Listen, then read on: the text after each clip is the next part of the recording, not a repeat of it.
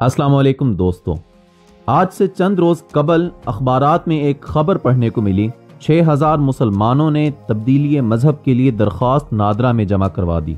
इस खबर को पढ़ने के बाद हर मुसलमान परेशान हो गया कि असल मुअम्मा क्या है। तो दोस्तों, असल मौजू पर बात करने से पहले आप लोगों से दरख्वास्त है कि हमारे चैनल द इस्लामिक नेटवर्क को सब्सक्राइब करें और इसके साथ दिए गए बेल आइकन को क्लिक करके हमारे चैनल के अपडेट्स हासिल करें। शुक्रिया।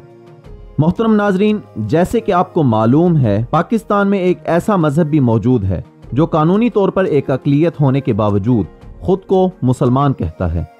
जी हाँ, मैं कादियानी मजहब की बात कर रहा हूँ। इस मजहब के लोग जो खुद को मुसलमान कहते हैं, चंद साल पहले तक अपने शनाख्ती कार्ड पर मुसलमान लिखवाते थे और पासपोर्ट पर कादियानी, जिस बिना पर उन्हें पूरी दुनिया में ऐशो आराम करने की इजाजत मिल जाती थी। और ये लोग पूरी दुनिया में आज़ादी से घूमकर अपने अंग्रेज आकाओं के हुक्म पर मुस्लिम मुखालिफ तहरीकें चलाते और फरेब फैलाते थे।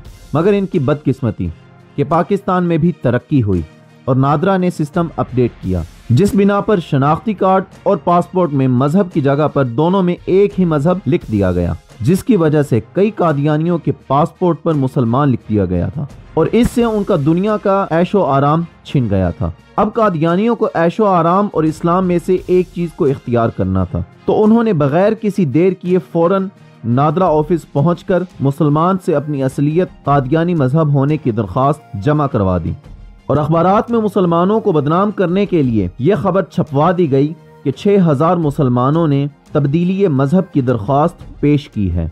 दोस्तों, ये कादियानियों का पुराना फरेब है, उनकी पुरानी चालें हैं मुसलमानों को और इस्लाम को बदनाम करने की। तो बराए मेहरबानी इस तरह की खबरों पर मत यकीन कीजिए और आइंदा भी अगर किसी मौजू पर आप चाहते हैं कि वीडियो बने तो वो कमेंट में लिखिए। हमारी इस वीडियो को लाइक करें, कमेंट करें, शेयर करें। बहुत शुक्रिया।